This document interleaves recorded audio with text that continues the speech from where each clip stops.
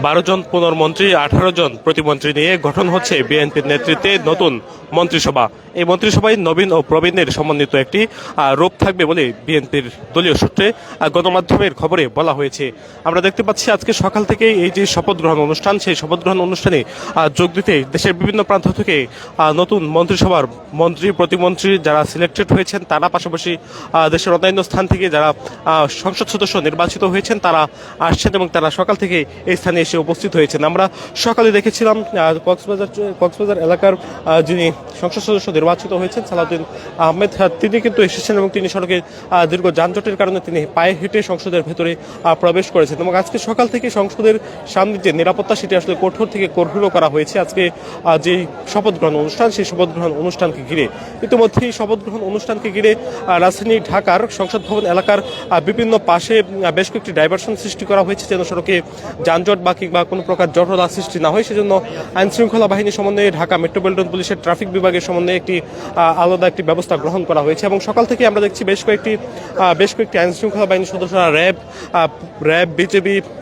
Dhaka metropolitan পুলিশের গোয়েন্দা পুলিশের সদস্যরা, পাশাপাশি অন্যান্য আইন শৃঙ্খলা বাহিনীর সদস্যরাও রয়েছেন। আমরা গণমাধ্যমের খবরে যেমনটি বলা হয়েছে 12 জন পুনর্মন্ত্রী 18 জন প্রতিমন্ত্রী নিয়ে এই যে নতুন মন্ত্রিসভা, সেই মন্ত্রিসভায় নবীন এবং প্রবীণ তার সকলেই আসলে থাকবেন এবং তাদের সমন্বিত একটি রূপরেখা থাকবে এই নতুন মন্ত্রী পরিষদে।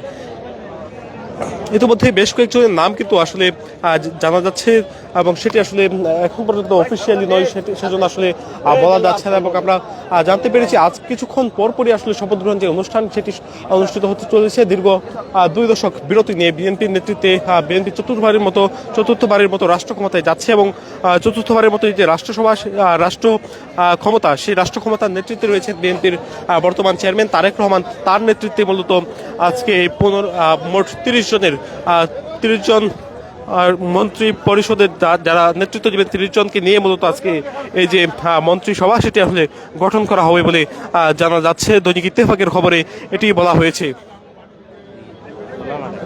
দর্শক, আপনাদেরকে জানিয়ে রাখতে চাই আজকে সকাল থেকে যারা শপথ গ্রহণ করবেন তারা দেশের বিভিন্ন প্রান্ত থেকে এসেছেন এবং দেশের বিভিন্ন জায়গা থেকে আগত এই যে সংসদ সদস্য যারা নির্বাচিত হয়েছেন ত্রয়োদশ জাতীয় সংসদ নির্বাচনে, তাদের আগমনকে ঘিরে আমরা দেখতে পাচ্ছি সংসদ ভবনের যে দক্ষিণ পাজা রয়েছে সেই দক্ষিণ পাজায় সাজ রব বিরাজ করছে। ভেতরে সাজিয়ে তোলা হচ্ছে।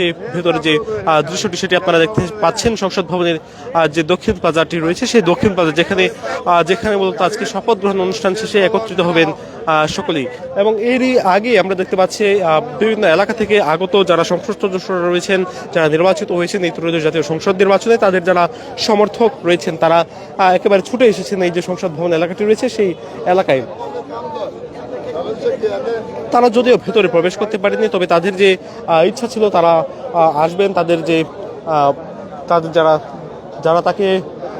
তারা যাকে ভোট দিয়ে নির্বাচিত করেছেন তার শপথ গ্রহণ অনুষ্ঠানে তারা রাজপাশে উপস্থিত হতে পেরেছেন, সেজন্য তারা মূলত এসেছেন। এবং আমরা দেখতে পাচ্ছি সংসদ ভবনের এই যে দক্ষিণ পাজা এলাকাটি এটি আসলে লোক সমাগমে পরিপূর্ণ হয়ে গিয়েছে এবং অনেকে আসলে ভিড় করছেন সংসদ ভবনের দক্ষিণ পাজার যে ফটকটি রয়েছে সেই ফটকে। আমরা জানতে পেরেছি সকালে প্রবেশ করেছেন বেশ কয়েকজন সংসদ সদস্য যারা নির্বাচিত হয়েছেন।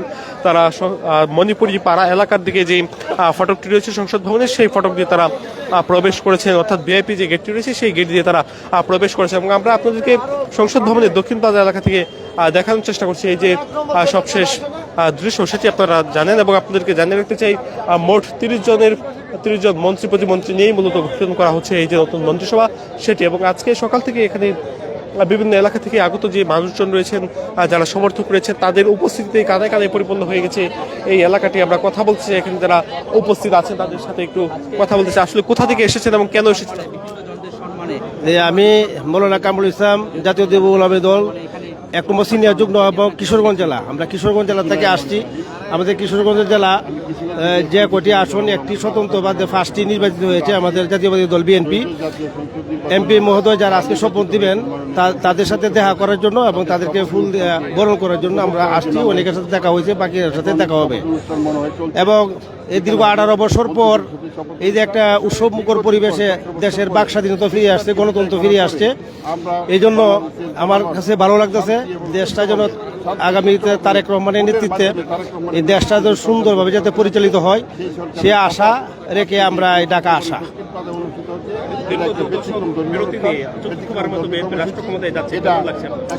আলহামদুলিল্লাহ খুবই ভালো লাগছে। বিএনপি আগেও দেশের উন্নয়নের কাজ করছে, এখনো আশা করি তারেক রহমানের নেতৃত্বে আরো অনেক অনেক মানে উন্নতিভাবে কাজ করবে, এটা আমরা আশা ব্যক্ত করছি। কিশোরগঞ্জ থেকে বিএনপিতে নির্বাচিত হয়েছে অ্যাডভোকেট ফজলুর রহমান, শরীফুল ইসলাম, তারপরে মোহাম্মদ মাজারুল ইসলাম, এরপরে সাবেক শিক্ষামন্ত্রী ডক্টর উসমান ফারুক এবং স্বতন্ত্র তাকে একজন মানে পাশ করছে আমাদের দলেরই ছিল আগে মজিবুর রহমান ইকবাল।